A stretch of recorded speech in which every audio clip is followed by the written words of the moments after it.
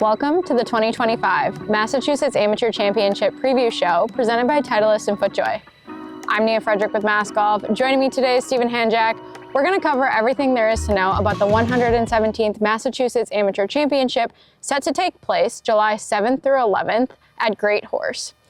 All right, Stephen, we usually kick these things off right away talking about the venue, but we've got a few unique notes about connections to this championship that I think are important to talk about first. Yeah, so we'll get into the fact that there's 7 GreatHorse members as of now. I mean, of course, this is recorded a few weeks before, so things can change. But there's 3 individuals that have GreatHorse ties that I'm really interested to see what they do this week.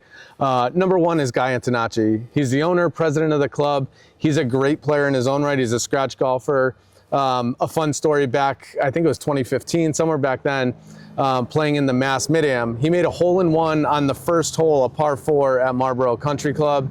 So he's got game. I can't wait to see what he does this week. He's excited. He said his game's in good form, so really excited to see Guy tee it up this week. Next, of course, Ryan Downs. He literally grew up on the golf course. They were telling us stories when we were meeting with them earlier this week, that Ryan, during construction, would be out there chipping and putting on the practice facility that wasn't even built yet. And then when they had to do construction on there, he'd then move over to the holes and chip and putt. So Ryan's grown up on this course. He's a Mass Am champ. He won in 23 at Essex, of course. His game's in great form. He had a great first year at Vanderbilt. So yeah, I mean, everyone's going to have their eyes on Ryan Downs this week. And then the third person I want to talk about is Matthew Newmack. He, of course, now plays out of Framingham. He's the defending champion of this event, but used to play at a GreatHorse. So he's going to have the local knowledge. He's played against Ryan Downs twice in this championship in the past in match play. So the third person there that I think is worth noting, a little bit different than some of the other championships we've had. Yes. Okay, so now let's get into the venue. This is actually one of the few sites that I'm familiar with the property, which is shocking, but GreatHorse has played host to many events for Mass Golf in the past, most notably in the past 2 years, the 2023 Junior Amateur Championship and the 2024 New England Junior Amateur. This course, it feels like it was built to host championship golf, literally from the second you drive in through the gates, all up along the property until you see this beautiful clubhouse peeking out, and then the scenic views are insane from around the property, looking out from the clubhouse and even from different spots around the property. But I know we're not just here to take in all the views. So let's talk more about what the players are up against here at GreatHorse. So I think you nailed it. I mean, talking to Guy, he said this course was built to host championships, almost specifically this one. I mean, it can stretch to 7,600 yards. I doubt they would do that for the championship itself, but it's got the ability to stretch to major lengths.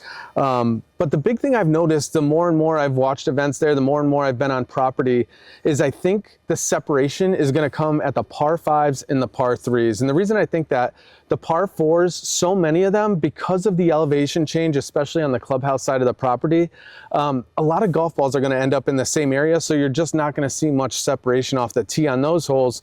Yes, the approach play is going to play a big factor, but the par 5s are where the long hitters, yeah, it seems obvious, but that's where the long hitters are going to have the advantage. They're going to be able to get home in 2 perhaps and utilize that length.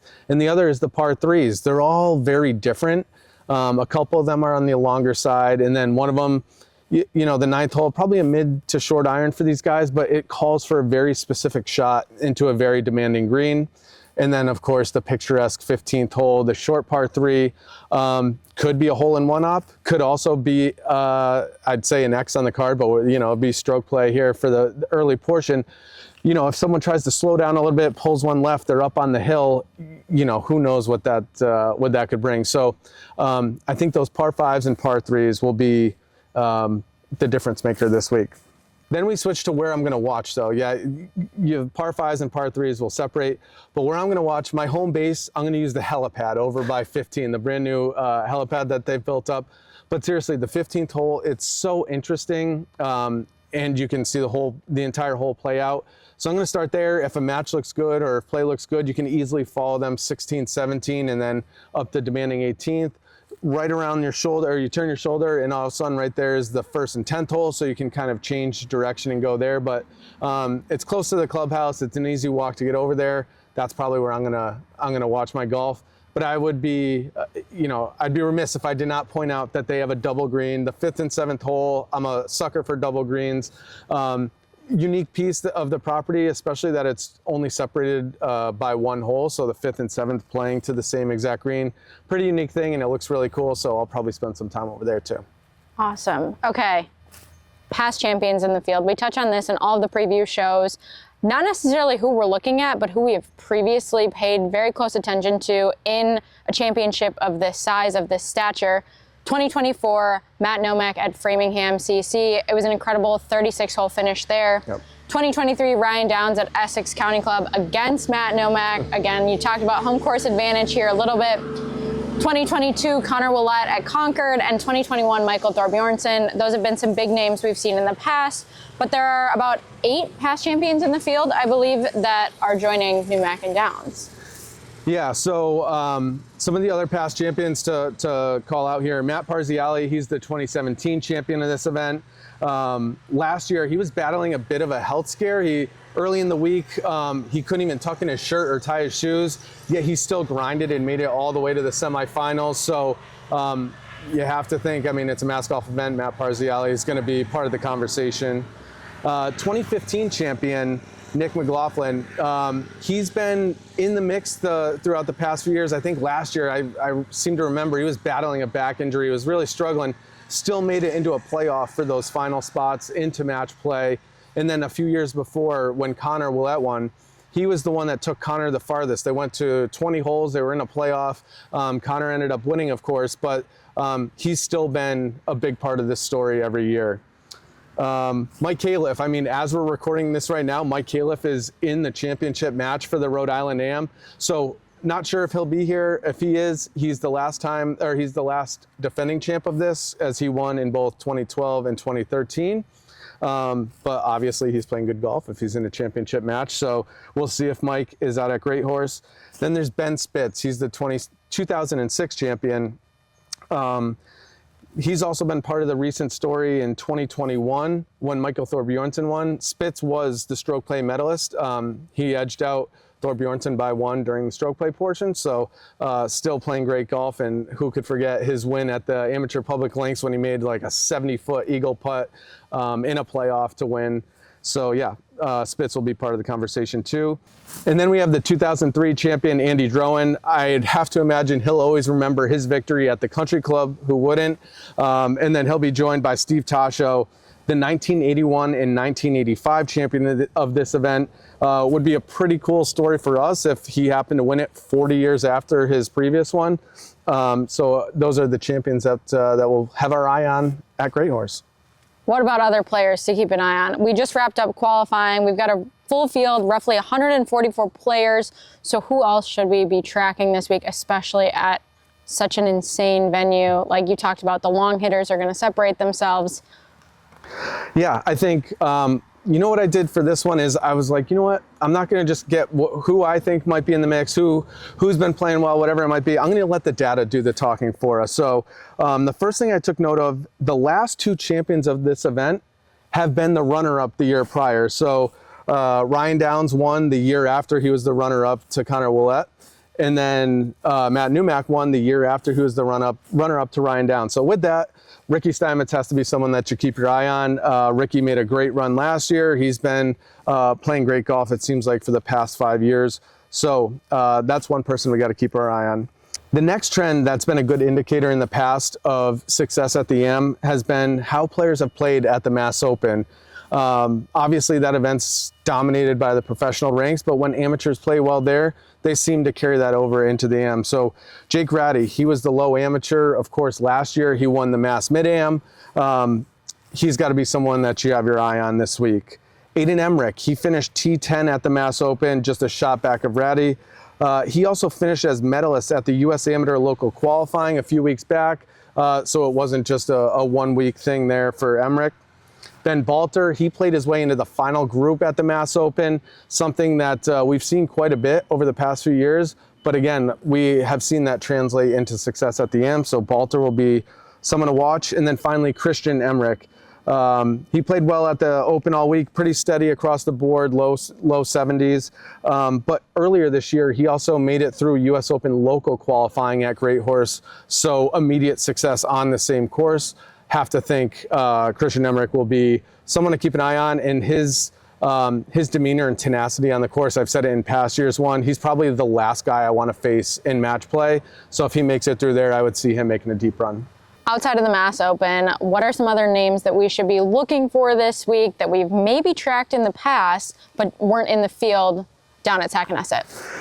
Yeah, so great one there, as Joey Linane is exactly who comes to mind. He wasn't in the mix. And the reason I think he's someone to watch, he's a phenomenal golfer, but you look at past success from our Young Golfers Amateur Championship. Michael Thorbjornsen won the Young Golfers Am in 15 and then won the Mass Am 6 years later. Connor Willett won the year after Thorbjornsen at the Young Golfers Am and then again at the Mass Am. So there seems to be this trend of players who have won the Young Golfers Am and then the Amateur. Joey Linane and Arav Lavu are the two in the field that have won that championship that would like to join the likes of Thorbjornsen and Willett. Two other players that have had a lot of experience at this course and success are Carson Eric. He won the 2023 Mass Junior at GreatHorse, and then CJ Wichenbaugh, who won the 2024 New England Junior. Gosh, I'm getting all these events mixed up, but he's won the New England Junior. So both of them have played great golf at GreatHorse over the years. But they've also played great golf in other Mass golf events everywhere else across the state. So those are good names to keep an eye on. But the big stuff here, Stephen Hanjak's picks and takes. You let the data do the talking already. What does it have to say in accordance to who you think's going to win it all? Yeah, so I think the first thing I have to do is kind of set a ground rule of I can't pick Ryan or Matt Newmack. It would be almost too obvious or too much of a chalk pick. As much as I would not be surprised one bit if they won, I'm going to go a different direction. Back in 2019, Steven D'Alessio held off Jimmy Herval and a bunch of others at the Massachusetts Amateur. Then fast forward to this year, 2025, D'Alessio wins the Mass Open. So, and Herval was in the mix, and all the other same guys were in the mix. So I'm seeing it as like what happened in 2019 that we can translate here to 2025. I'm looking at past winners. Everyone else seemed to have turned pro, but there was one that caught my eye. Someone won the pre-junior division of the junior amateur and happens to be one of the best golfers in the state, someone that's won the New England Amateur at age 16, and that's John Broderick. He played amazing golf a week ago at the Northeast Am. He's been playing great golf in college at Vanderbilt alongside Ryan Downs. I think this is going to be the time when John Broderick finally breaks through. He's been the stroke play medalist at this event before. He set the course record at Essex in this event before. I think he wants it, and I think he's going to get it this time around. All right, we'll see what happens at GreatHorse. For anybody that's willing to join us out in Hampton, Massachusetts, you are more than welcome. We will also have full coverage on our social media channels. We will have all the updates you need to know on our Championship Central page on our website. I think that's it. We covered everything we have to. We will see everybody at GreatHorse. Thank you so much for joining me. Thank you all for watching. I mean, let's have a great week at the Mass Am, right? Yeah, it's going to be a great week. Yes, GreatHorse. it is.